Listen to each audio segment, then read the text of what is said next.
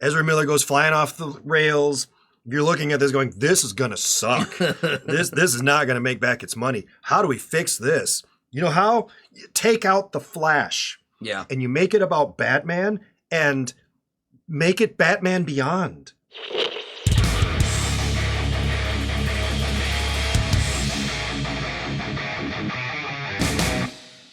You know what happens if you light a match next to your ass? What's that? Flash! It might as well be. Welcome to Two Gaming Dudes, and of course we are talking about The Flash, the DC's film. biggest box office bomb of all time. Warner Brothers' biggest box office bomb of all time. I don't get it. I thought it was a really good film. And I thought it was fine. I thought it was really good. I didn't hate it. It was fine. It was a superhero film, and it had some cool stuff in it. I enjoyed it. I say it was better than fine. I enjoyed it more than you. I was high as a kite. So that helps. That might have affected my perception, but we try to be spoiler-free. I really enjoyed learning about... It was based on the Flashpoint comic, which I never read the comic, but I watched the DC cartoon. Okay, it's good enough. And it was close. A lot of things were different, but I enjoyed learning about these weird continuity lines. And in Flashpoint, it's Thomas Wayne survives and Bruce Wayne is killed. Right. They didn't do that here. Instead, they gave you Michael Keaton Bruce Wayne, but it was fine. I don't know. A lot of it was just fun. It was fun. It's laughably stupid. In that first scene where he's rescuing, there's a hospital explosion and the maternity ward blows up, so 30 babies get thrown out the window, and he has to rescue the babies. And I'm watching it. One in a microwave. I'm watching it thinking, this is really fucking stupid. And as I'm thinking that, Tracy looks at me and says, this is the stupidest shit I've ever seen. And she was done at that. It's 5 minutes in and she's out. Yep, no more. That's okay. That's where my wife ended it too. Because we sat down and I was like, all right, we got to watch this. People talk about it. So it was me, the wife, the 14-year-old. The babies come out, and my wife goes, I'm going to get my phone out, put my headphones on, and mess with my phone. So she was out. Fuck. The 14-year-old looked over at me and said it just like this. Are you kidding? All right. So on the tech aspects, some of the CGI and the special effects looked like a WB TV show. And in some, a little worse. Like some of those babies that were coming out, they looked like from the original Toy Story movie. Maybe, yeah. Like really poorly animated, horrific things. It's just... Okay. So it didn't look great. No. But at the heart of it, it's a guy trying to save his mom. Yeah. I mean, this is compelling. And I just looked at it as a continuation of 1989 Batman. I mean, they went to the same fucking mansion.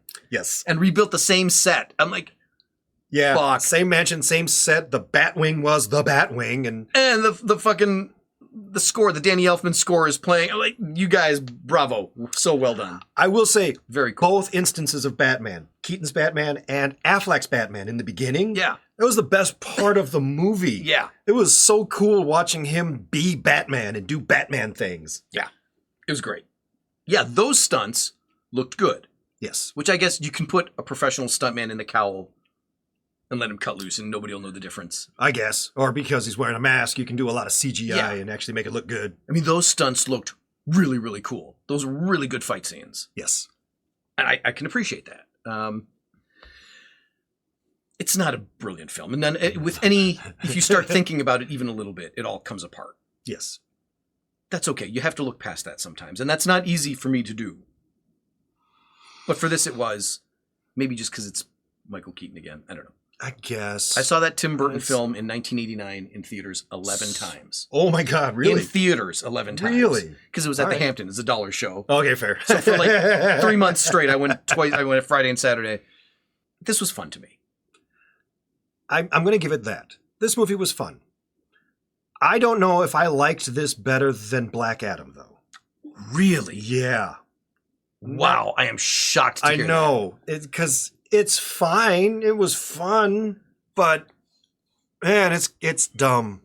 And it's got issues that I had a hard time with. Yeah, well, there's a lot of that. I mean, what was your biggest complaint? Was that it looked shitty? I don't know how to even explain it. I really don't know how to explain why I left this movie thinking, it was okay. Was it just because I've seen it all before, or am I suffering from superhero fatigue?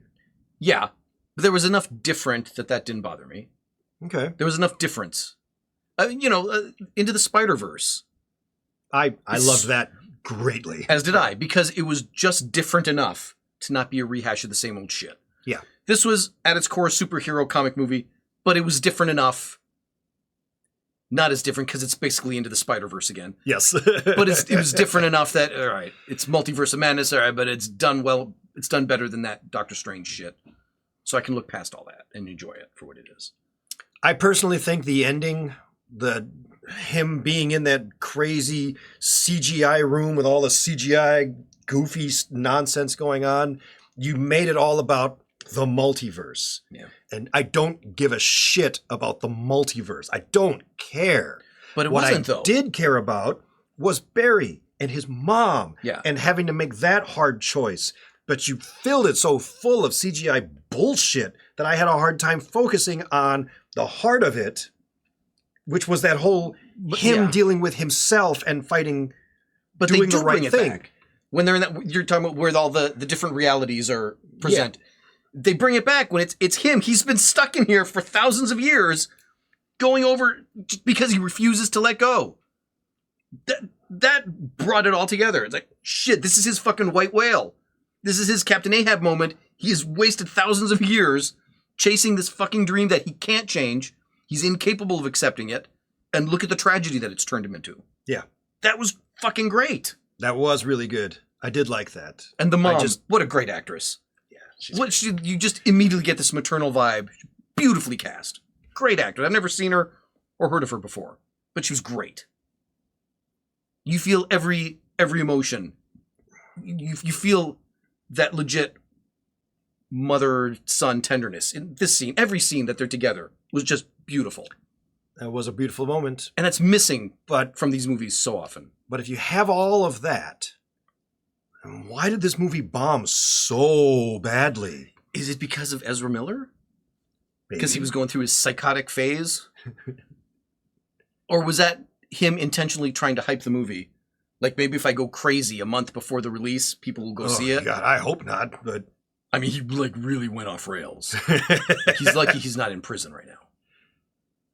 I don't know. I don't know what it is. There is something about this movie that's just deeper than what my brain is capable of pinpointing.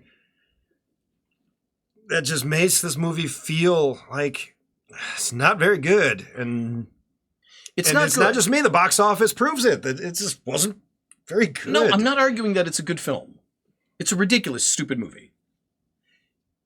It felt like, oh boy, if you log into HBO or Max and you go to the DC section and there's dozens of animated DC stories. Yeah. It felt like that. Like one of those? Like it belongs in there. It does feel very WB. But it was fun. It was fun, and it had enough emotional connection that and maybe it was the THC talking. I don't know. I don't care enough to go watch it a second time. I'll tell you that much. But, no, I can't. But, Bruce Wayne or Michael Keaton can still carry a film by himself. Yes, he can. And I really think that could have been like, how do you fix this? Go back years now, because this has been in production for a really long time. Ezra Miller goes flying off the rails. You're looking at this going, this is going to suck. This is not going to make back its money. How do we fix this? You know how? You take out the Flash. Yeah. And you make it about Batman and make it Batman Beyond. Maybe, yeah. Instead of the Flash, make it the dude that turns into Batman later, Yeah. Maybe. Let Michael Keaton be old Batman, and then you bring in the new. And then you bring in Dick Grayson or Darkwing or whatever the fuck. Whatever. I don't even know who the guy is who's Batman Beyond. But you could have done something like that, and I probably would have liked it so much more. Yeah. But really, or focus more on Supergirl. Yeah. Basically, if they took the focus off Ezra Miller. Yeah. That's an awful thing. It's because I like the kid. I like him. I think he's funny and charismatic and all that, but he's clearly got some psychiatric troubles. So I hope he's okay. I will say if you saw like the Justice League and all of that, and you didn't really like Ezra Miller as the Flash because he was kind of annoying, this helps. Because the only way to see Ezra as not very annoying is to bring a more annoying version of him on screen, and you're like, oh, okay, he's not that bad. Look at this other version of him; it's way worse. Yeah. Look at the one that didn't go through the tragedy. Right. Yeah. I don't know. I liked the self-introspection. The tragedy made you what you are. Why would you go back and change it? I mean, all of it. Just there was an awful lot of potential, and maybe I'm seeing the potential more than what they actually gave us. I think maybe that's it. Maybe that's it. Maybe that's it. They could have explored. Maybe for me, I'm looking at this going, well, it doesn't matter because James Gunn is going to wipe all this stuff out, and now these films don't mean anything anymore, and we're going to change it all anyway. And, oh, but that doesn't mean you have to treat this as a throwaway. You had this rare opportunity for Barry Gordon and Bruce Wayne. You lost your parents. You know what it's like.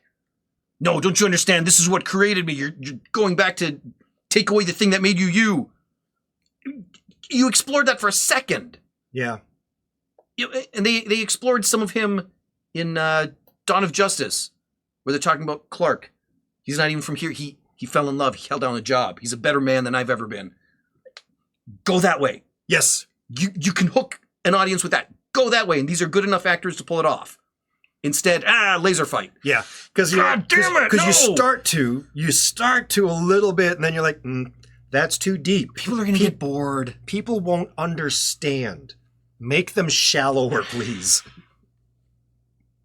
They don't give audiences enough credit. Yeah. I think a wide audience would appreciate seeing that. Take it there. Take it there and see if it doesn't fucking resonate. It doesn't have to all be laser fights. The earlier Marvel films were less about the superpower and more about the people. It was more. There was a lot more emotion involved in these people and their more personal stakes. Yeah. Before the recent stuff where everything's always about saving the universe or the world or the multiverse and blah, blah, blah. Think back to the original X-Men film. The original X-Men film. Where Wolverine is saving Rogue from this world. Like, everybody hates me. I'm a reject. Nobody understands us. Who's this old bald guy that wants to fucking adopt me? And Logan tells it, look, this Charles seems like a good cat. And there's not a lot of people who would accept people like us. There's no karate fights. No. There's no laser. I mean, you get that in the movie later, but yeah. That was the emotional center of the film. Yeah. And it resonated and it was a hit. You don't have to abandon that. It still works. I'll take that over laser fights anytime. Fair enough. Well, I'd love to know what you guys think in the comments down below. If you loved this movie, I don't think you did, but if you liked this movie or if you hated it. I liked it a lot. And if you didn't like it or if you haven't seen it, I'd love to know why. Put that in the comments. Why didn't you see this movie? What's wrong with you? I understand. I get it. Yeah, that's fair. All right. We'll catch you in another episode. Bye now.